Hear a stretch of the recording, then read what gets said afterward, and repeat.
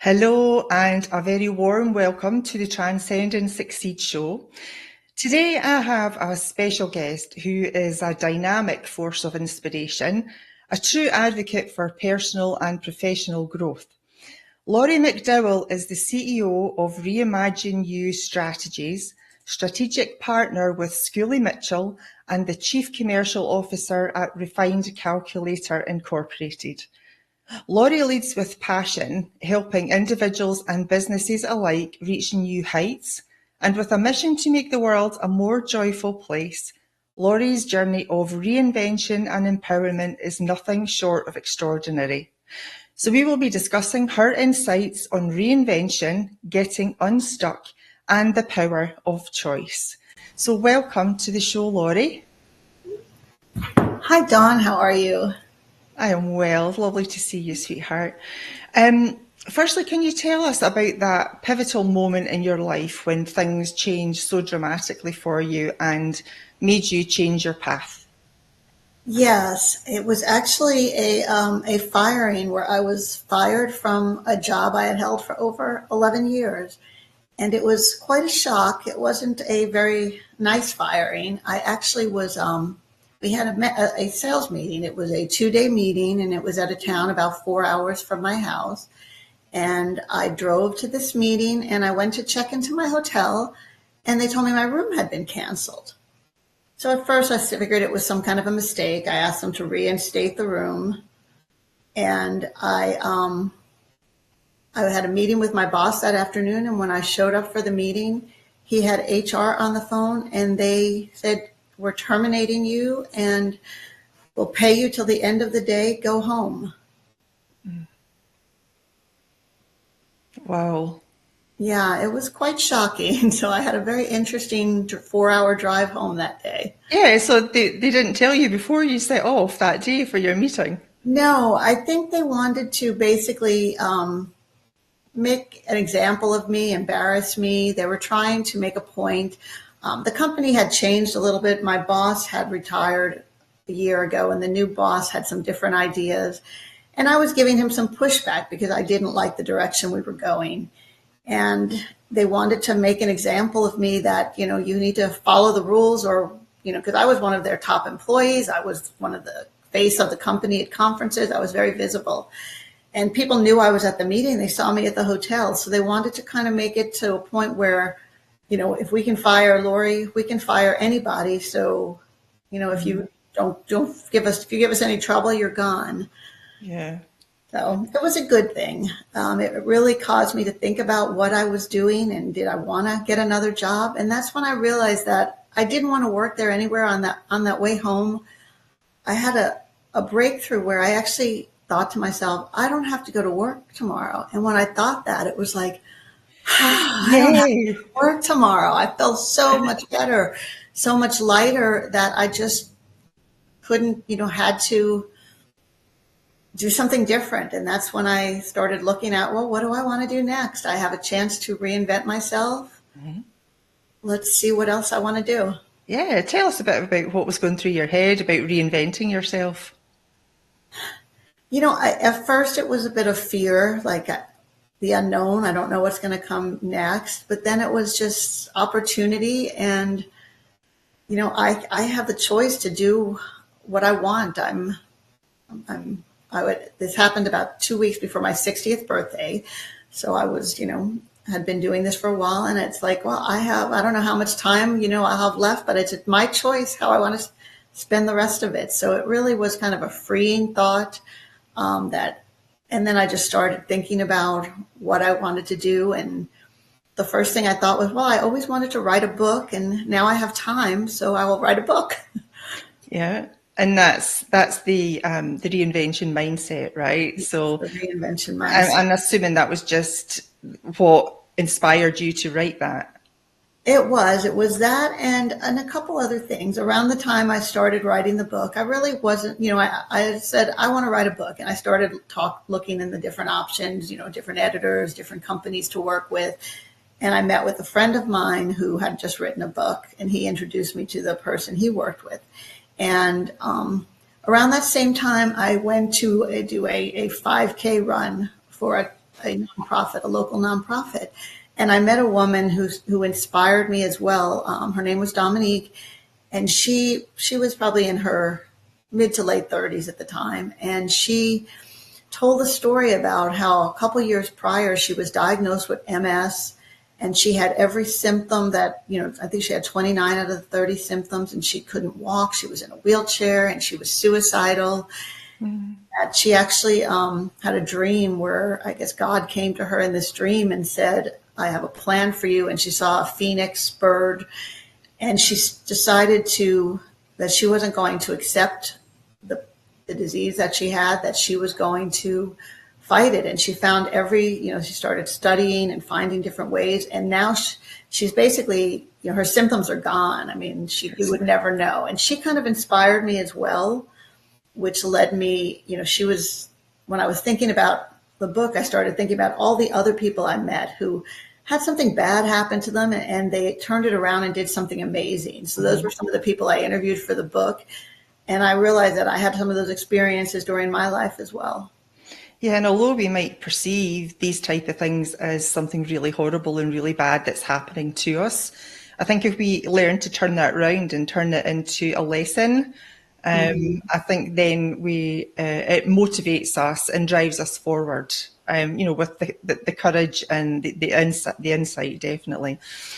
And not every firing is the worst thing that can happen. I know it's happened to me before, and it was the best thing that could happen, because there's always something better around the corner for you. Right. There's always an opportunity, and we're probably, if it happened, there's a reason it happened. It's at the time it may have seemed awful, but if you think about it, it was a job that you had either you outgrew the job, or you were ready to do something else. So there's always an opportunity. Yeah. So, and I know many people can struggle with, making changes in their lives. So what are some common obstacles that you find that hold people back? One of the biggest is fear. Fear of failure, fear of the unknown, fear of change. And that's fear is probably the biggest thing. But the other is self-doubt, limiting beliefs, just that you don't believe in yourself. And then I guess the other thing is just not knowing how, wondering, how do I make a change? So. Yeah. I think courage as well, people need to find the courage too. I think that's essential for you to reinvent yourself, So in your opinion, then, how can individuals cultivate the courage needed to take themselves down another path, a new path? Yeah, I think the thing about courage is you have to realize that one, if you're free, fear is just an illusion. It's not really real. It's just a thought. And when you think about fear being just a thought, and the opposite of that thought is success. And if you focus on that success, you just see that, you could look at what's the worst that could happen, and then you look at what the best that could happen. And you really need, that helps you get the courage, because usually by focusing on what's the best that could happen, it helps you overcome that fear, that thought. Because, most of us right now, our fears are they're in our head. They're not, in the past. I mean, if you're faced with a charging rhinoceros, then the fear may draw you to action. But those fears, they act quick and then they go away. But here today, our fears linger and they don't really draw us to action. They stop us. And you need to basically turn the fear into action. So when you face the fear and you figure out what is the action to overcome the fear, that's when you really get the courage to move beyond it. Mm-hmm. And fear, all these emotions are meant to be, they're meant to come into our body. We're meant to feel them and acknowledge them and then let them go away. But no, we hold on to that fear and all these negative emotions, don't we? We just bottle it all up and hold it all inside when really we just need to let it go.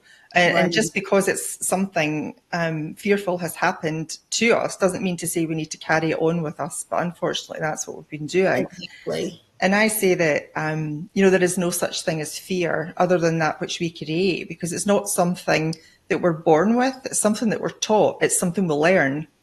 And if we can learn something, then we can unlearn it. Yeah. And we just need to learn how to let it go and how we can get that emotion out the body. Yeah. And then the courage will have some space to step in. Mm-hmm, exactly. Yes. I love you talk about fear being temporary and these negative emotions. Mm-hmm. It's like, I think it's like when you take your hand and you put it on a hot stove, you feel the heat and you remove it. But with fear, that it's supposed to do that same thing. We're supposed to feel the fear and do something about it. But instead, it's like, keeping your hand on that hot stove and just letting it burn away. That's very true. No, it's true. Yeah. And fear is something we need to change our perception of it. Yeah. It doesn't have to be something that lives with us our entire life. We can leave it behind and move forward without it. Yeah. Exactly. So in your experience then, what are the defining characteristics of those who successfully reinvent themselves? I guess the first thing I would think is that they all realized that they couldn't do it alone. Mm-hmm. So they had, most people had faith, whether it's faith in God or a higher power or the universe. They had some type of a faith. And they had a community or help. They were willing to ask for help. They were willing to accept help. They didn't try to do it alone. And they all said, I could have never done it. If I didn't have my husband, if I didn't have my community, if I didn't have faith, I could never have done it. So that is one big thing. And then the other is a belief. I mean, believing in themselves. They had to they had to know why they wanted to do it, where they wanted to go, and really see the future and believe that it was possible. So that was another big thing. I think we're all, conditioned in a way to think that, we are not capable of doing certain things. I think that's just the way society has brought us up, our parents as well and our caregivers, unwittingly, of course. But I think, once we can understand that we are conditioned to believe this and to go down a certain route, then I think we can change our perception of it and allow everything to move forward without that fear that's been lingering and tagging on. Exactly, yes. Yeah. Okay. So your work spans both business optimization and personal development. So how do these cross over in your approach? Yeah, I think they cross over in a lot because really, the personal development is important even in the business, because sometimes what I find in the business optimization, that often what's stopping the business is from allowing me to help them or allowing the business to change is very similar. The belief that that it's not going to work, the fear of change, the fear of doing something different, and also the fact that they feel like they need to do it all on themselves. They don't want to accept help or accept outside resources. So the same things that will allow you to reinvent yourself are the same type of traits that would allow you to optimize and improve your business, being open to something new, being willing to believe it's possible, accepting help, and willing to do something different, because sometimes we need to be open to change to get the most out of our business. So I think there is a lot of crossover. And then I find that, as I work with business owners on the personal area, if they make changes in themselves, they're much more willing to accept that, they see the possibilities for their business as well. So how do you coach someone then with, the belief side of things? How do you help them overcome that?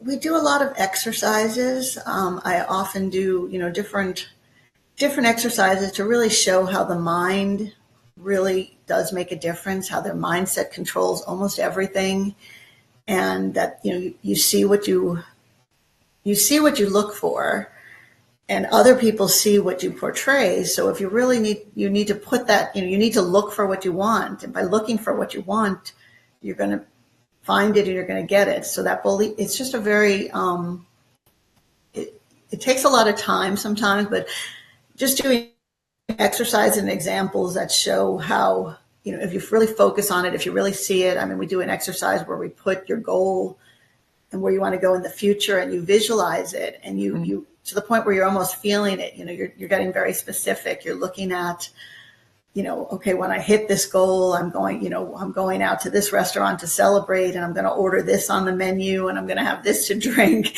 And then it becomes real. And when it becomes real in your subconscious mind, you can move it to the conscious. And once you see it as a possibility, it's so much easier to achieve.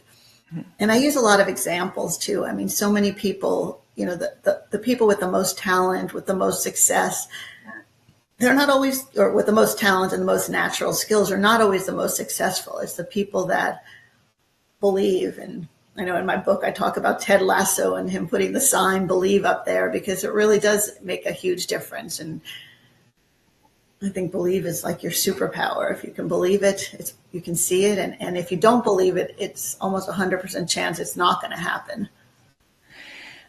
So how do your clients react then when they suddenly realize that they are responsible for their lives, that they are creating their lives based on what they're thinking about and where they're placing their energy? How do they react to that? Yeah, I mean, most of them are actually very happy about when it happens, because they realize they have control then, and it's their choice.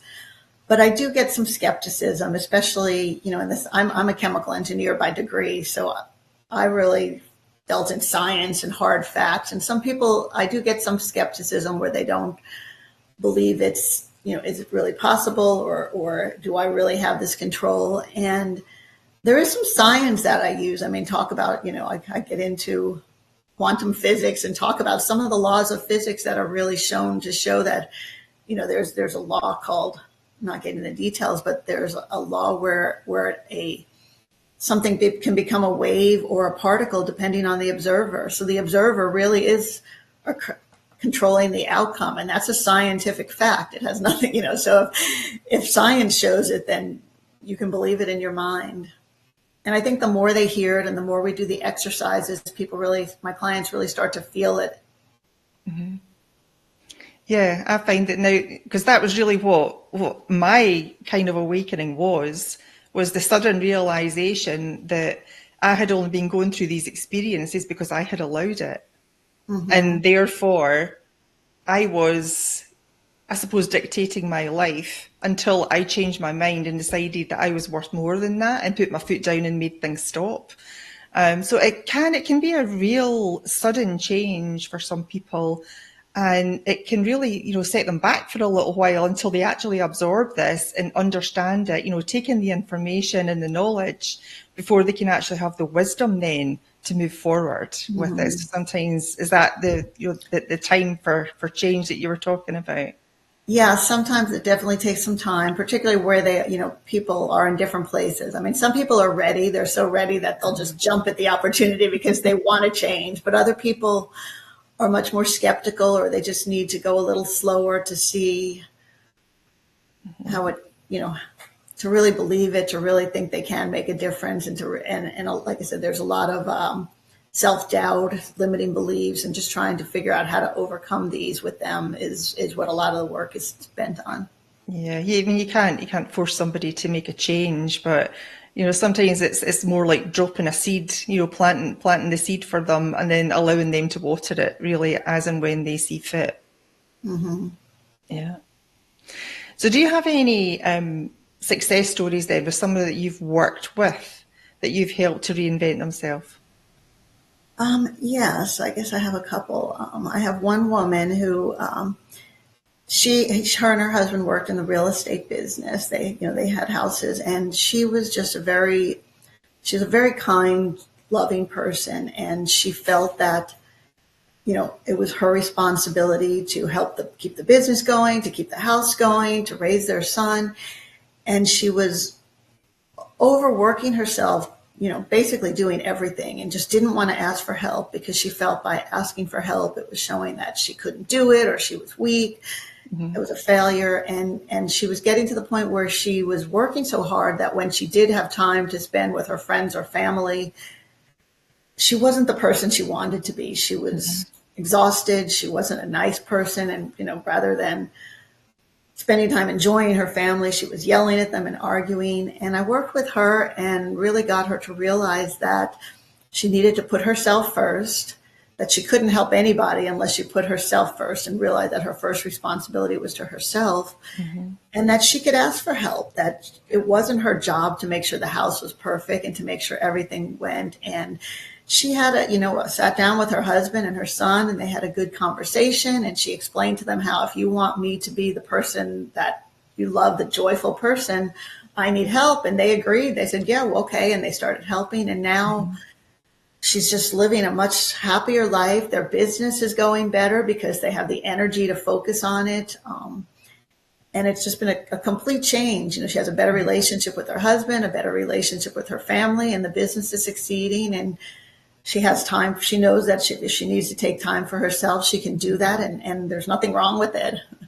Yeah. And I think it's very important. I think things start to change really when, you actually perceive yourself to be someone of importance, before anyone else, because you've got to fill your own tank first, haven't you?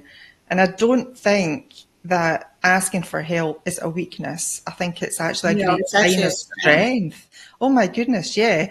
And you benefit from that other person's experience, from their knowledge and understanding, and from their wisdom as well. So it can actually help propel you forward in your life path. And it's a good thing for them too, because we all love to give. And if you're refusing help, you're actually taking away that person's chance to give. So you're basically let them give you, because it makes them feel good. So give them that pleasure too. Yeah. Okay. I think this is probably a good time to take a quick break. But stick around, because after the break, Laura is going to tell us her fun fact. So stay with us. We'll be right back.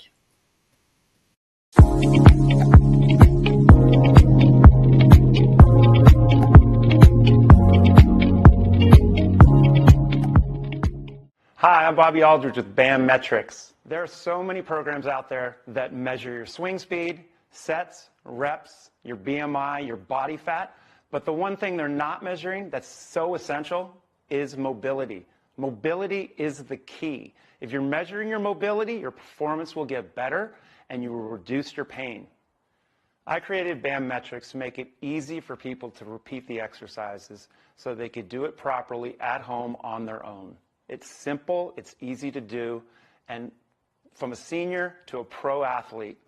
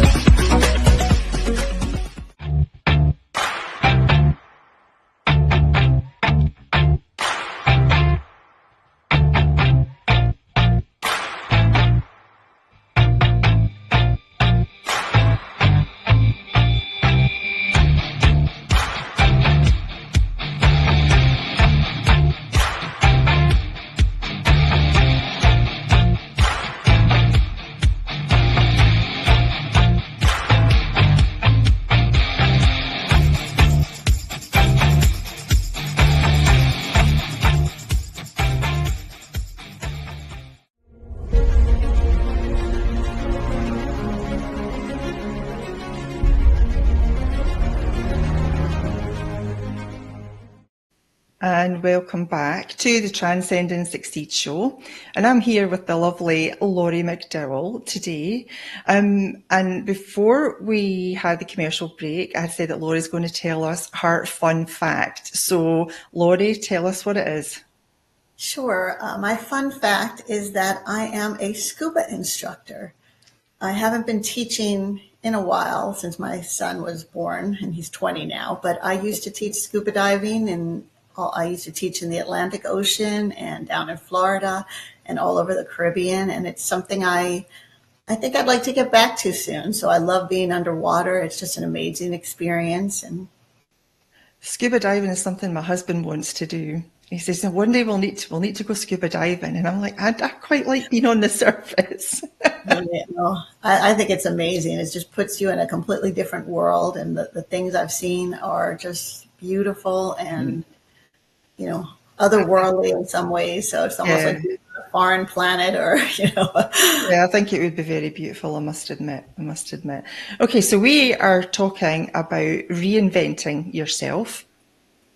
So as Chief Commercial Officer at Refinery, how do you apply the principles of reinvention to drive the business growth? Yeah, that's a good question, because in that business we're trying to grow a new startup type business, and I think what it has a lot of the same processes: the belief that it's possible, the asking for help, the seeing where you want it to go in the future are really important in helping that grow. So I applied some of those things, and just kind of the creativity by just the idea that anything's possible and looking for creative ways to do things. So we have team meetings where we think about, okay, we need to find new customers. Where should we look, and come up with some creative ideas or ways to market the business. But I think anything, the more you learn about yourself, it can really be applied to any business, because it's all about action that gets results, and being willing to take, the right risk, because if you believe you're in the right place, you know that everything you do is going to end up okay, and that, there is no failure. There's a lesson or there's a success. And sometimes the lesson is more valuable than the success. So seeing the business like that, we can try things, and if they don't work, and rather than think, oh, it didn't work, we look at it and say, well, what do we learn from this, and how do we apply that to the future? And isn't brainstorming a wonderful thing? I used to love that. It is. When I was, in business meetings, it was great. And, the concept of synergy, the input of one plus the input of one equals the output of three. You really do. You can get really deep into certain things and come up with a lot more than you probably could on your own. Mm-hmm. Yeah. And I heard someone say recently that, every idea, no matter how, crazy it sounds, but that every idea has at least 10% of value in it. Mm-hmm. So if you look, if you hear something outside the box or really crazy, or just that doesn't seem like it's going to work, look for that. If you focus on looking for that 10%, that's good. You can get something positive from everything. Mm-hmm. Yeah, and everything that comes up in your mind, every little thought needs to go down on paper and at least discussed, because you never know. You could have just thought a multi-million-dollar idea. Mm-hmm. Mm-hmm. Yeah. So how do you balance the practical aspects of business optimization with the more personal aspects of self-improvement?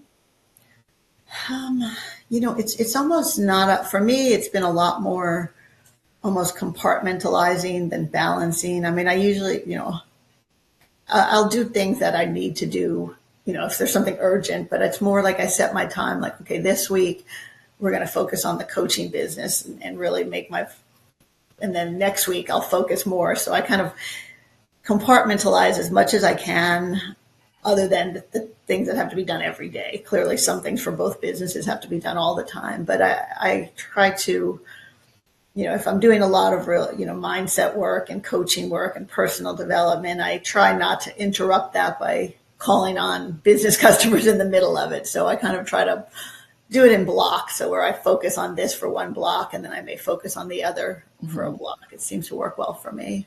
Good. So do you find then that helping somebody with themselves actually helps them in a work capacity? It usually does, and it's amazing when you work on yourself and when you improve yourself. It helps your business, and it also makes you more willing to make changes in your business. But it also helps like the people around you. I mean, if you make an improvement to yourself and you're in conflict, you had been in conflict with someone, often by only changing yourself, not doing anything regarding that other person, the conflict goes away. Mm-hmm. Or if you were struggling with an aspect of your business, by working on personal growth, that aspect that needs help, just suddenly you have a clear idea of what to do. So I do think starting with yourself will help everything, every aspect of your life. Yeah, I think it's the only way to start, really, because we create our outer world, right? But we create it from in here. So if we don't go within to change it, we'll not see any changes in our outer world. Right. Yes. So, and even if you say, you may have financial success in a business, but if you don't start with yourself, you don't really enjoy it as much. It's not really, it may be success on paper, but it's not true fulfillment. You really need to get that from within, from inside your heart and inside your head. And truly, the inner self has to be happy before you can be happy in any other aspect of your life. Yeah, and that's something I think it's not widely taught or widely taught. No. People, it's always, push, push, push for the materialistic things that are on the outside that really we can't control too much of. We can only control what comes from within us. Right. Yeah. And that's when you hear about these people who, you look at them and they had everything. They had unlimited money. They had unlimited fame. They had friends, and yet they commit suicide or they turn to drugs. And you wonder, like, why they had everything, but it's because they had everything on the outside, but they didn't work on the inside enough. Yeah, and money's not everything, is it? No. And, material items can help you feel good, a brand new car or, a new house, going on vacations, that can help you just temporarily, but it's never going to be anything long lasting. No. Change has got to come. Your soul, on your soul level, that's where the fulfillment's got to be. That's where the self-love has to be. And then your outer world will start to create and portray back to you what you're vibrating from the inside. Yeah, so it's all from within. Yeah, I love that. Mm-hmm. So what strategies do you employ then to help businesses reduce expenses? So we'll go financial for a little bit, but reduce expenses and optimize operations.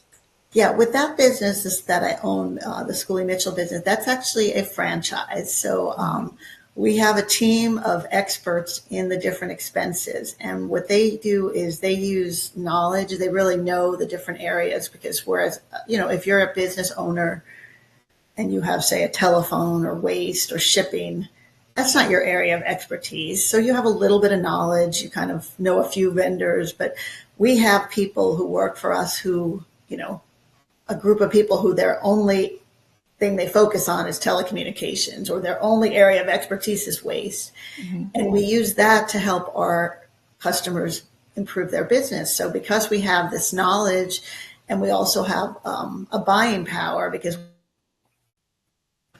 thousands and thousands single customer or somebody with 3 or 4 locations couldn't necessarily get. So it's a combination of the expertise and the buying power, and then using that to help our, small to medium-sized companies save their money. So we take that power of, a bigger company and apply it to the smaller and medium-sized companies. Mm-hmm. You're leveraging your knowledge and your position. Yeah. Yes.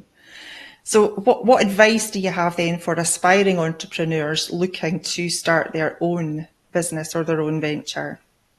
I would say, before jumping out on your business, really get to know yourself, look at your whys, look at your goals, look at what you're looking for, and answer those questions, so those questions and you have those answers about yourself in place while you're looking your business. But then I would say, if it's something you want to do it.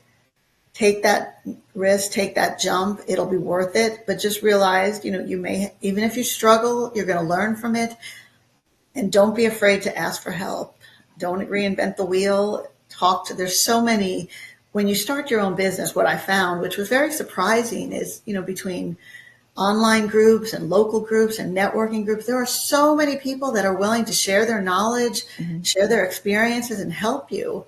And don't be afraid to look for that. It'll make starting a business much less lonely. It'll give you, a group of, you may not have employees, but now you have people who are kind of like your coworkers that you can work with. And don't try to do it alone, but definitely if it's something you want to do, once you've done enough exploration to know, what would make you happy, what kind of business you want, I would say just do it, because it really is an amazing experience. If it's something you want to do, having that choice, being on your own, where the business is yours, where you can direct where it goes, is just really incredibly fulfilling. Mm-hmm. I mean, something that you want to do, we could elaborate a little bit on that, something that you could do every day that doesn't feel like it's a chore. Because I think most of us, when we are in employment, when we are in a work for somebody else position, I think we find it over time, especially, that it becomes a lot, just like chores, and then you start to not enjoy it as much. But actually finding a job that makes you happy and doesn't feel like it's a chore is probably more likely going to succeed than just pushing yourself to do better at your current position. Yes, I think it will. And it's a completely different mindset, because suddenly you're doing what you want to do. You're making a difference because you want to make that difference. And I used to hate getting up in the morning. When I worked in corporate America, I had my snooze alarm, and I usually pushed it, a couple times. And now I hardly ever set an alarm, because I just wake up and I wake up and I'm excited to get to work. And I have to consciously sometimes tell myself, okay, you've been working all day, stop, go spend time with your family, go cook dinner, go do your laundry, because I just enjoy it so much. Yeah, it's nice, getting up in the morning and saying, okay, I have got 3 people that I can help today. It's a really lovely, lovely feeling. Yeah. And being able to pick back at 3:30 in the afternoon because you've not got another appointment is absolutely great. To step back a little bit, take a little bit of time for yourself. Yes. Best part of being self-employed. Yes, I remember the first time I went grocery shopping, at like 2 p.m. one day, and I almost felt guilty, thinking and I was like, wait a minute, that's my business. I can go grocery shopping whenever I feel like. Right.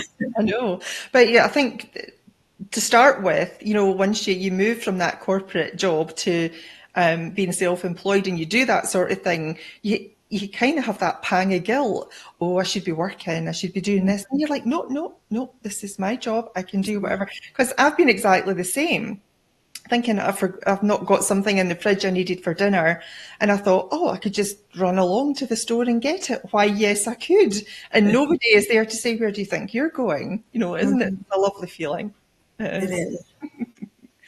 Okay, so with your background in technical sales and marketing, and I know you did a bit of research and development as well, so how do you approach problem solving in your work? Somebody comes to you with a problem, take us through the actions and your thought processes.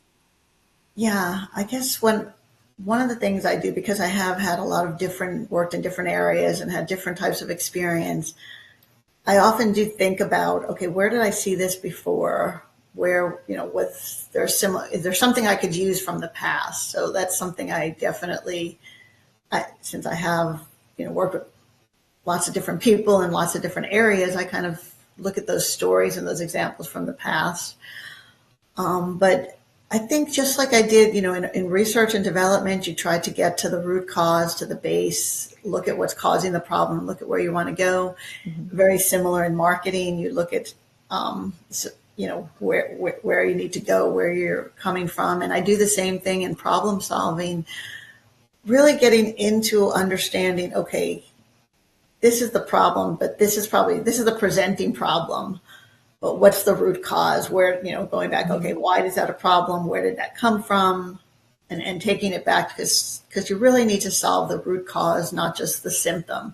And chances are the problem, and that's what we did in engineering. That's what we did when I worked in plants. And I think in life and in problems with the business or in the coaching area, trying to find what that root cause is and tackling the problem from that basis will really help make a change that will change the outcome, but also help it be a lasting change. Where if you just fix the problem without knowing what causing it, the problem will probably come back. It's going to keep happening, isn't it? Yeah, yeah, definitely important to get to the root cause of it instead of putting a Band-Aid on the symptoms. Yeah, I like that.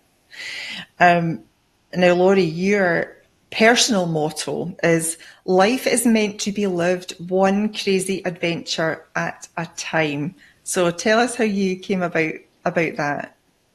Yeah, I guess I came up with it. It came from a tragic event, but it really showed me that life is short. When I was in high school, I was a senior in high school. My sister was in 8th grade, and my little sister was hit by a car, and she almost died. She was in a coma for about 6 months.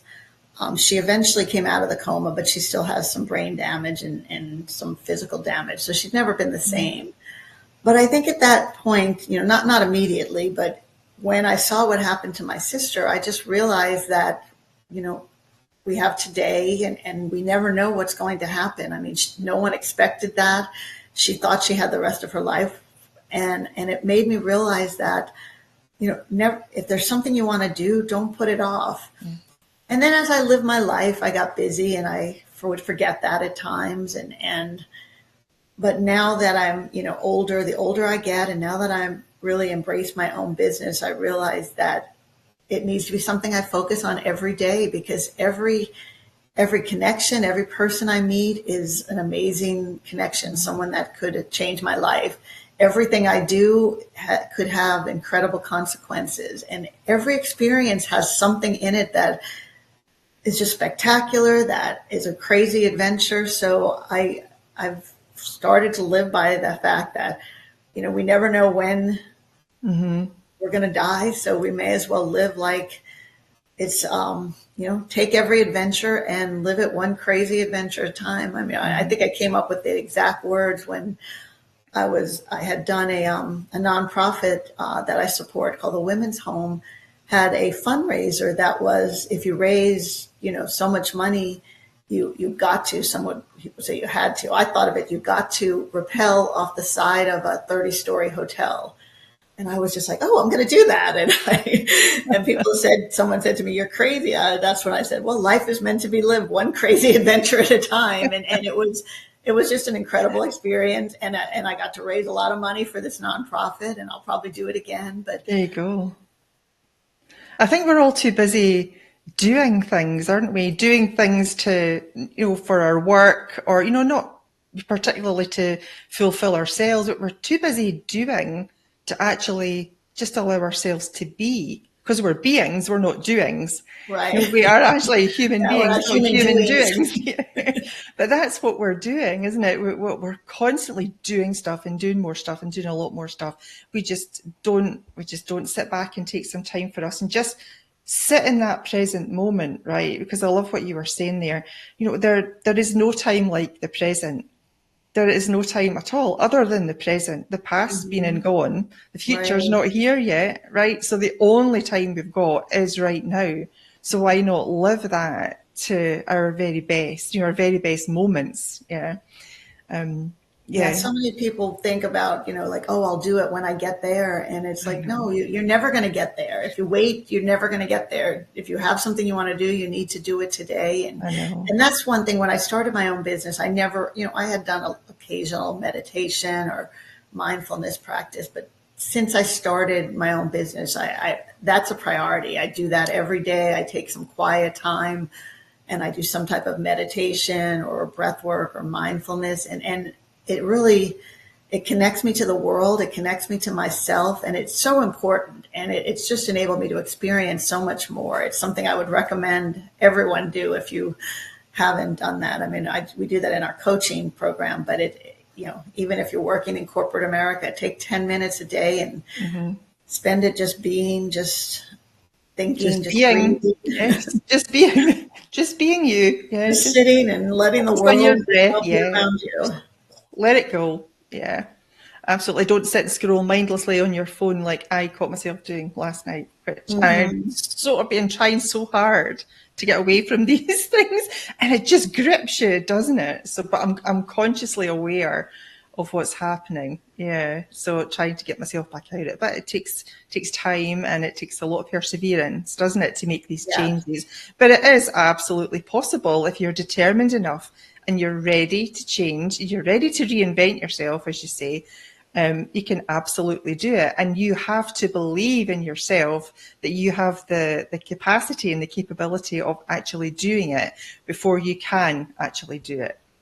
Yeah, you have to make that choice, and it's not just a one-time, you have to make that choice every single day and continue to make that choice. I'm going to do this. I believe it. I want it to happen. And if you keep choosing it, it will happen. Yeah, absolutely.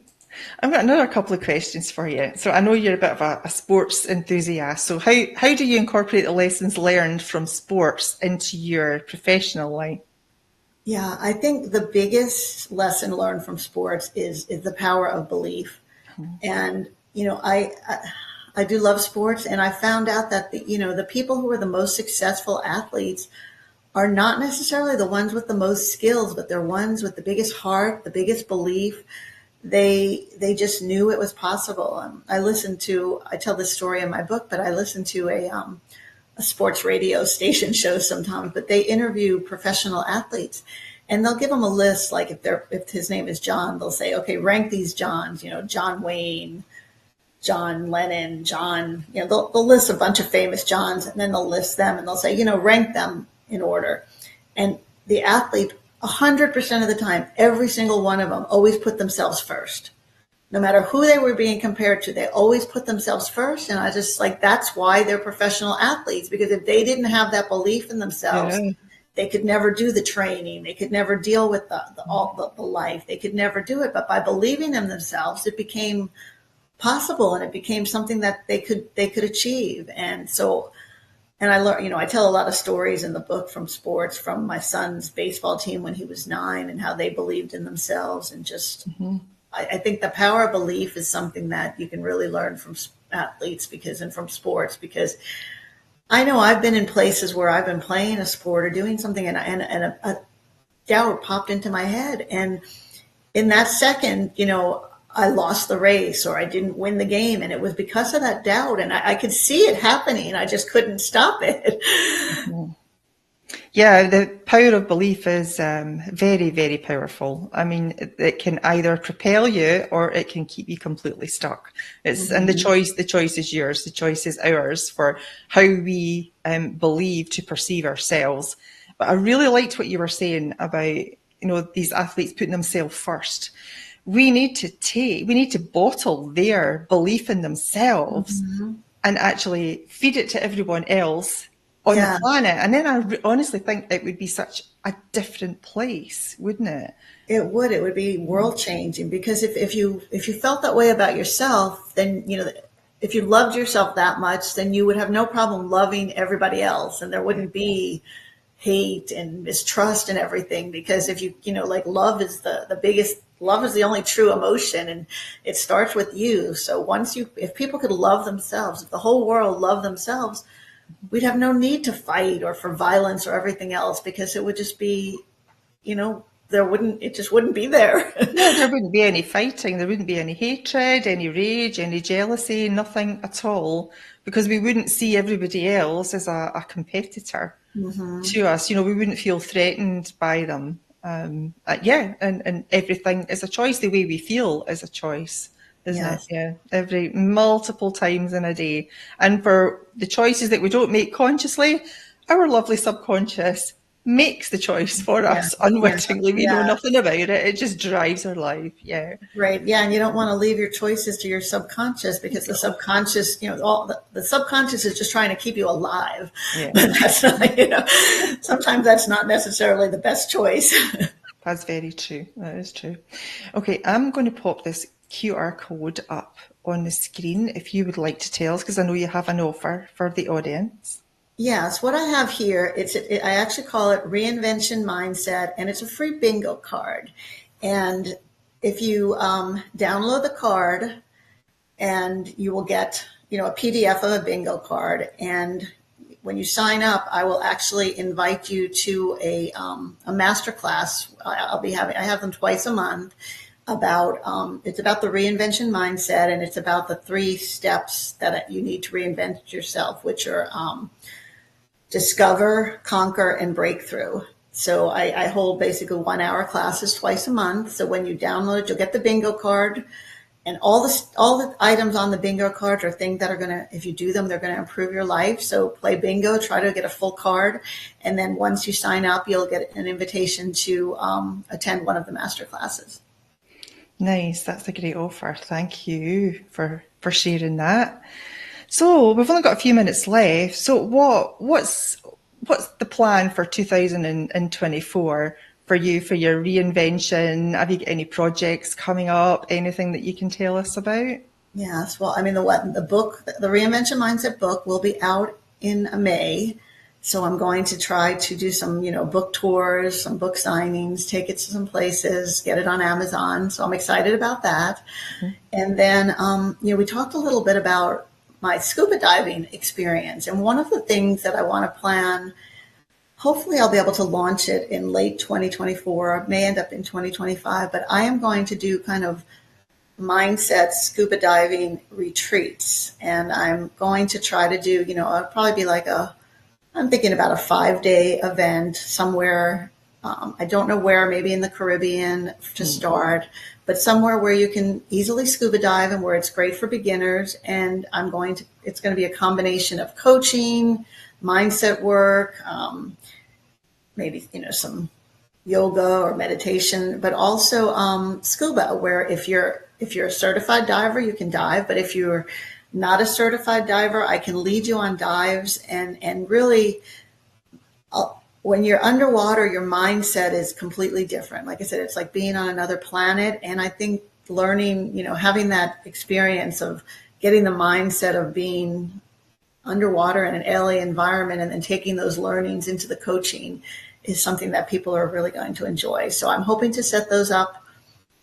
Like I said, I'm working out the details. It'll either be late 2024 or maybe early next year. That sounds wonderful.